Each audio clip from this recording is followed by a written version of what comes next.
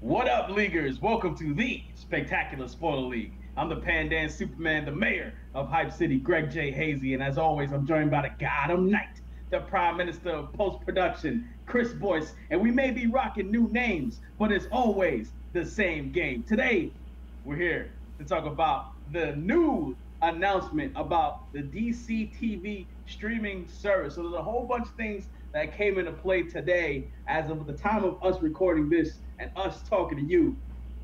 DC Universe is what the streaming service is going to be called. Not only did we get that, but we got some logos for the shows, man. So we got a logo for Titans. Bong. We got a logo for Young Justice Outsiders, aka Young Justice Season 3. Bong. We got Bong. We got a logo for the Harley Quinn animated series. Sorry.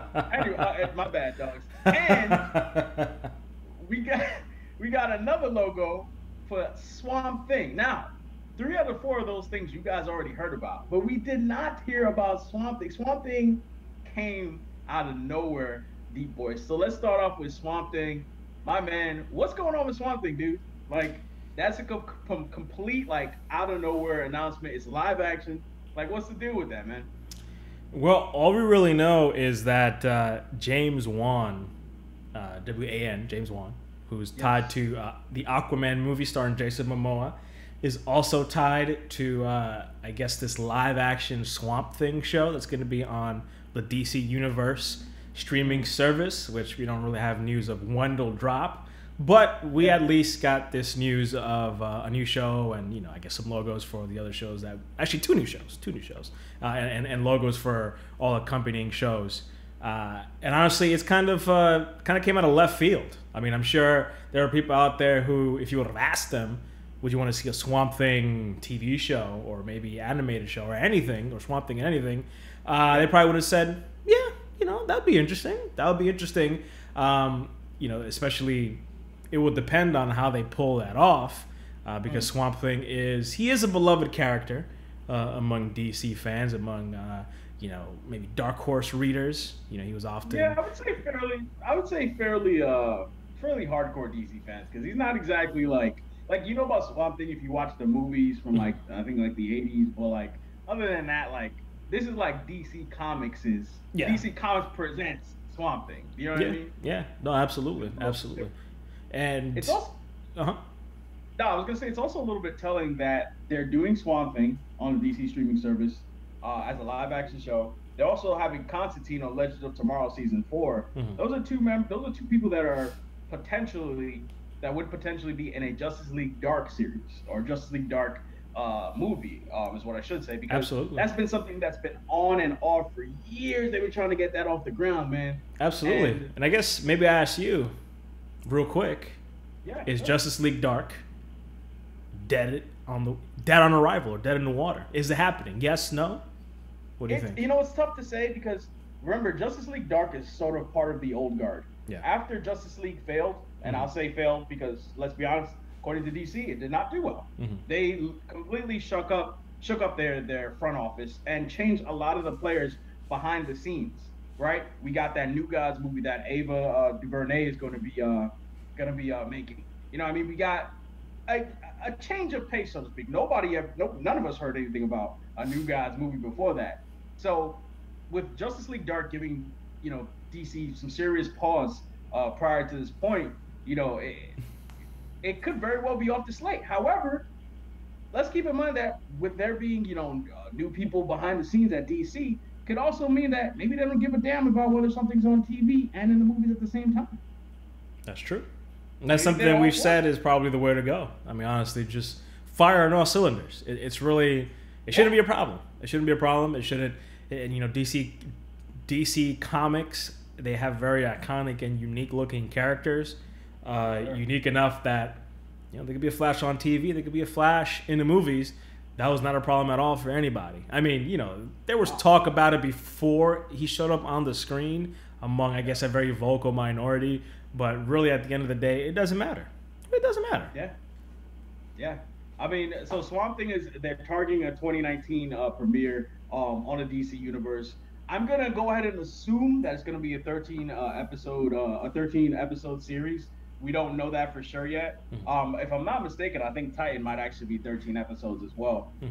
So we don't know. We don't know what's going to be just yet. But James Wan, I mean, you were kind of telling me this. I'm not necessarily familiar with James Wan's previous works, but it appears that with James Wan being involved with Swamp Thing, good chance there's some horror inspiration, which would line up perfectly with that character, right? Yeah, absolutely. I mean, I'm just going to pull up what he's done real quick. So I have the whole, I guess, filmography here. But he's done The Conjuring 2 and 3. That's horror movie, right? That's horror movie like cake right there, candy right there, pretty much. And he's also done Annabelle Creations, which, you know, it is something that made a lot of money. I haven't heard, the best things about it, but, you know, he's involved in most of his filmography is horror movies. Also, you have Jigsaw, which is, I guess, the prequel to the Saw series. You have an Insidious movie that he worked on. It seems he was the director for Furious 7. Okay. So, I mean, you know, obviously that's not a horror movie, but he could definitely do his action sequences. I mean, that's what the Fast and the Furious movies are pretty much all about. I'm kind of out of the loop when it comes to the Fast and the Furious movies, but I think ever since like 5 or something, people have pretty much been enjoying it, just for like the action movie aspects of it. So, I guess he could definitely, I mean, if he's directing and he has a good writer, it could be dope. Because I think he can visually get that vibe that you would probably want. Maybe take, because Swamp Thing is inspired by, the old school, like, B-movie horror monsters. Like, Creature from the Black Lagoon and those kinds of monsters. So if you can kind of get that vibe and translate it to modern day, and have a good writer that's able to put forth, a conflicted, kind of tortured character that Swamp Thing sometimes is, and then of course he kind of delves into the whole mystical end of things, being the protector of the green. That could be kind of dope. I'm not gonna say I'm the biggest Swamp Thing fan. I think the character's pretty cool whenever I see him around. I don't know much about him, but I think what I'm excited about is this is kind of out of left field. And for them just going out there and trying something different, something that I don't think anyone was really expecting, I think it's really dope. I think that's really cool, and I'm really interested. I think it's a great way, because let's be honest, this DC Universe streaming service, we can't have like 10,000 shows about heavy hitters. We can't have like 10,000 Batman shows or 10,000 Superman, Wonder Woman shows. Like DC has got to do exactly what Marvel started doing, which was sort of reach into things that may be perceived as somewhat obscure, a little less, mainstream. I mean, Marvel has done really well. Like, for example, probably the biggest example is Guardians of the Galaxy. Yes, very different from the comics, but they took that out of obscurity and managed to make something successful out of it. So, I think tonally what you're saying about Swamp Thing, spot on, and we'll see what happens, man. Gives them a chance to world build, which I think is something that I've been kind of asking for DC for a while. I mean, we kind of get it with Arrowverse, like when they do the big crossovers. You know what I mean? There's some world building there, but it's kind of missing from the movies. And if this is like a fresh start with like the whole DC universe, not that everything has to be interconnected, but just throw those Easter eggs and just do things for the fans. 'Cause that's really what matters the most. I mean, the money matters. You gotta make your money back, but you want to appease the fans and give them something special, because there's definitely something there that's special, within the page of the comic books. Yeah, and this gives them the opportunity to explore more of the mystical side of DC as well, because let's be honest, like, with the exception of Constantine, I don't think we've really seen, DC's magical side of things explored. We're gonna see that obviously with Shazam as well, but this is sort of like the darker magic realm, so to speak. But we shall see, my friend. Let's move on to some of the other stuff coming to the DC universe. Let's talk real quick about Titans and Young Justice Outsiders. We haven't heard much about Young Justice Outsiders other than some of the voice actors, voicing how far they've gotten in the series. If I'm not mistaken, the last I heard was that recording was either almost finished or already finished for Young Justice Outsiders. I think that was from Carrie Payton, who actually voices Aqualad. So that's an update on that front. Titans, the last thing we probably saw from Titans as of this point was some of those set photos, man. So let's touch real quick on those. People were hating on how Starfire looked. People were hating on how Beast Boy looked. Yeah. People were hating a little bit on how Raven looked. Yeah. Listen, guys, the final product ain't out yet. Yeah, we won't be first in line to be lining up bum ass looks if it's white. Trust me, you guys who are familiar with Spectacular Spoiler League, you know we will be there. Look, in my opinion, I think there's a little bit of truth to what everyone was saying. Yeah, it's not a good look to a certain degree, but the thing is, people gotta take things too far. Like, just relax. Right. We're not there yet. Is it exactly what you would want to see out of these characters? Not really, but you have to see the whole thing when it's kind of put out there. And even then, it's the pilot, and then it's the first season.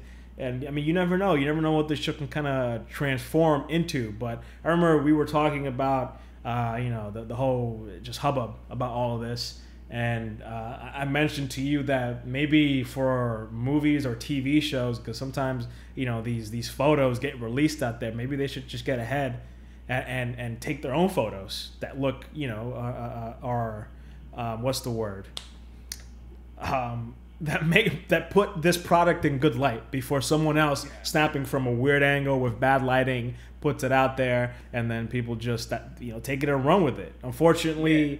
You want to say that it doesn't matter, but it can. And I mean, if you look at someone like, let's say Marvel Studios, I think they do a good job with their social media presence.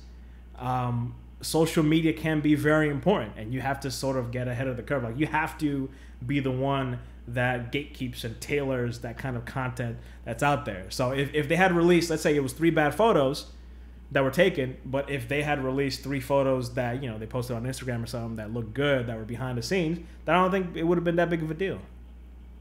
Yeah, I mean, honestly, especially in the case of Titans, bro, their stuff has been leaking out everywhere. Like, there have been multiple set photos, there have been multiple videos from on set, and I know it's impossible to hide that stuff, and maybe to a certain extent, we don't know. Maybe Warner Brothers and DC could be looking at this like, bad publicity is good publicity. They could be looking at it like, let people take pictures.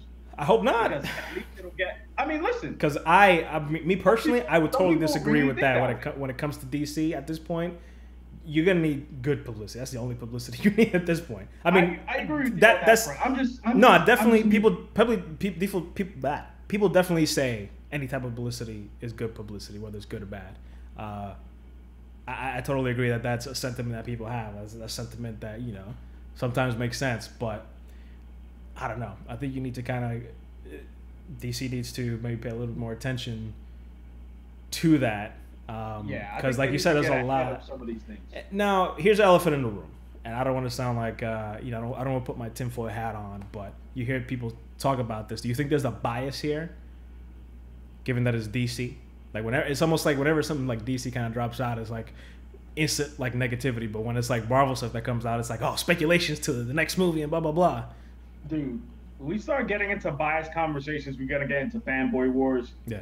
Like, I don't even want to give credit to that, to be honest with you, because for me, I'm just kind of like, DC has had products that, whether you like it or not, there has been a consensus amongst most people, and I mean critics and many fans, that these products are generally, a lot of it is not well received.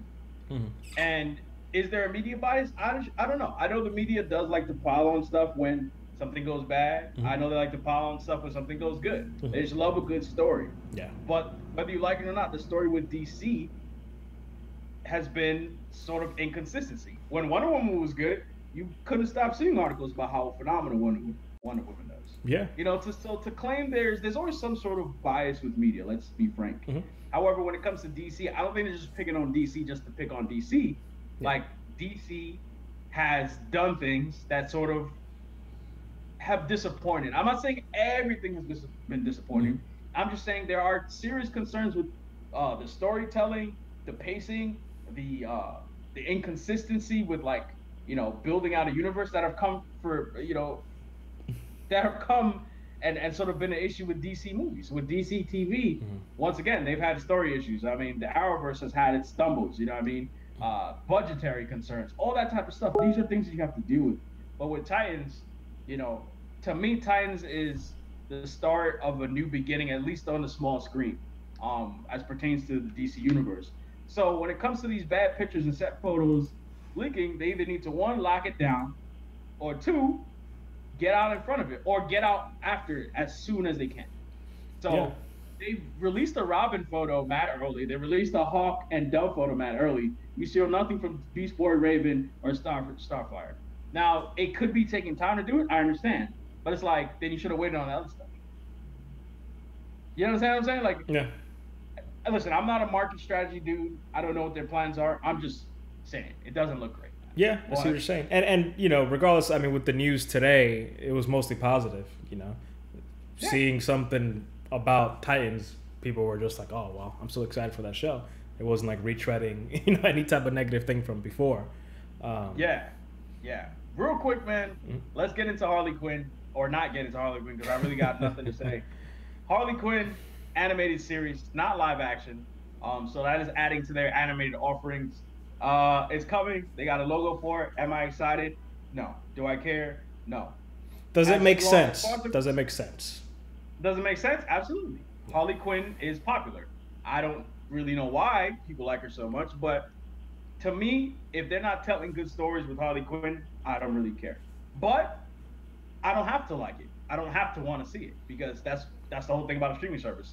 You don't have to watch everything on Netflix, right?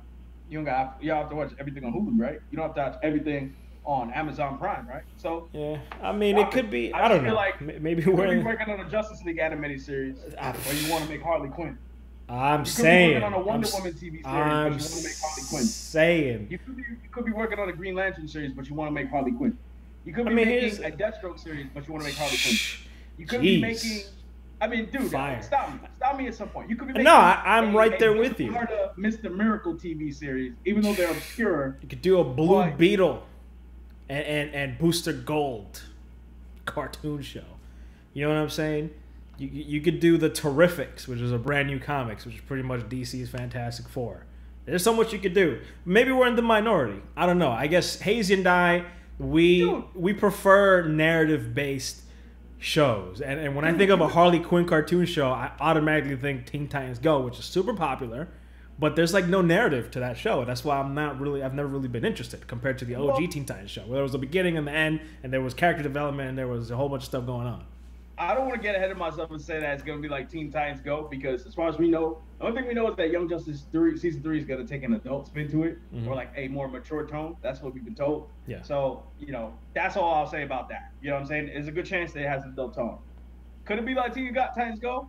Let's hope not. But instead of doing Harley Quinn, you can do a Suicide Squad show that still has Harley Quinn. But no, you want to make a show that focuses on Harley Quinn. Why? There's never been a compelling story told about this character. And I'm more than open for you guys to do that. But I don't want to watch a wacky hijinks shenanigans show with Harley Quinn just acting silly the whole time. So that's all I'm going to say on that front, bro. Like I said, I didn't want to get too negative about it, but look where we are. Green Lanterns would have been dope. That would have been dope. Next up, D-Boys. Next up, D-Boys. This is sort of a downer side of the news, even though we were kind of hanging on Harley Quinn a little bit there. But a downer for DC, not a downer for us, because we don't give a damn about this show. Metropolis. Okay, so if you guys are unaware, DC had given a straight-to-series 13-episode order for a show called Metropolis that was supposed to be about like Lois Lane and Lex Luthor in Metropolis prior to Superman's arrival, because everybody wants to know about that, right? I'm going to read the synopsis for you real quick, the original premise. Hold on, I'll go get my pillow real quick. The original premise for the show was set in the so-called city of tomorrow before the arrival of Superman. Metropolis follows Lois Lane and Lex Luthor as they investigate the world of fringe science and expose the city's dark and bizarre secrets. It's literally Gotham. Yeah, the cashing in on the whole Gotham thing. That's what it is. The problem is, like, say what you want about Gotham. Like, we are admittedly not huge fans of Gotham, nor are we huge fans of the notion of Gotham. But at least Gotham, has compelling villains. I don't want to watch a show about Toyman. Like, I don't want to, like this. Who cares about this? Like, I said the same thing. Like, I was a little worried about Krypton until we did a video where we talked about some of the potential things that were going to show up on Krypton. And Krypton has been doing some dope things, by the way, if you're not checking that. I mean, spoiler alert, spoiler alert, spoiler alert, spoiler alert. You've been warned. Careful, I'm not caught up either. Krypton. They've done things like, oh, Dad, you're not caught up either? I've maybe watched like 3 or 4 episodes. They've confirmed things like Brainiac. They've confirmed things like Doomsday. Jeff Johns has already confirmed those things, Doomsday. Like, that's cool. Yeah. Like, Metropolis is not compelling to me. But the series is getting, like, completely retooled. Completely retooled. Like, they're pulling it. So, I don't know if they just didn't like the idea. It just seems a little bizarre.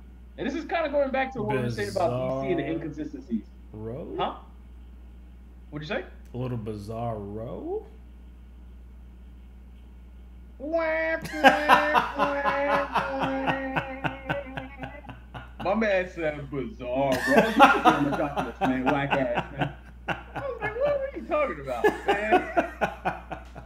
And so it was supposed to get it straight to series 13 episode order, and they're pulling that show completely. It's supposed to have a 2019 debut, but it's being redeveloped. Like I said, it's strange and weird because DC, you know, like we said, they've sort of been inconsistent with things, but they're not like, oh yeah, we're gonna delay the show a little bit. They're like, yo, we're redeveloping the show. What? You just what does that even mean? I don't know. This is according to Deadline, by the way. They're straight up redeveloping the series. No. So I don't know. They need to redevelop it and throw it in the trash. It's a bad idea. Yeah. Bad idea. It's a bad idea. Like, I understand, you know, these ideas of live action shows without the main heroes. Sure. But, you know, we've had ideas for what that could be. As a matter of fact, we have a video idea that we want to do about great ideas that would remove the main heroes out of a situation and still be more compelling than The City of Tomorrow with Lex Luthor and Lois Lane. I don't care about no damn journalists and a billion-dollar, you know, entrepreneur with a chip on the shoulder. I don't want to watch that. Like, I don't, like, it's one thing if that's like a regular TV series on any old network. But you're talking about DC Comics, bro. You have an eternal library of cool properties to pick from, and you're going to do a prequel series before Superman about Lex and Lois? Come on, man. Anyway, Deep Boys, any final words, man? Let's wrap this thing up, man. They out here making me tight over this wackiness as they do it, man. No final words on Metropolis. They should take that crew, those resources, and completely make a different show. Something far more interesting. Yeah. Young Justice, interested? Yeah, go ahead. By the way, wanted to say real quick. You know how Gotham and Metropolis sound similar? It's actually because they're written by people who had a hand in Gotham, John Stevens and Danny Cannon. They're literally like people who like worked on the premise for Gotham. It's wonderful. So that's why it sounds similar. It's absolutely wonderful. Can't wait. Yeah. I can't wait to take a nap. But no, I mean, Swamp Thing, Titans, Young Justice, I'm down to see. Harley Quinn, it's a shot in the dark if I even be interested in any way, shape, or form. Metropolis, scrap that. Scrap it. Don't. There was a show called Powerless. Got canceled. Let's not do this, DC. Let's not do this. We could use our money better. I agree wholeheartedly, man. With that being said, everybody, feel free to hit that subscribe button and join up with the Spectacular Spoiler League. We have more content on the way. We've been on a little bit of a hiatus. We were trying to get back into action and kicking into high gear for you guys. Go ahead and turn on notifications. Hit that bell icon right next to the subscribe button so you can be up to date with the latest and greatest coming from the Spectacular Spoiler League. And feel free to drop us a like on this video to help us get this video out here and bring more leaguers into the Spectacular Spoiler League's Hall of Spoilers. We'll see you guys next time. Peace out.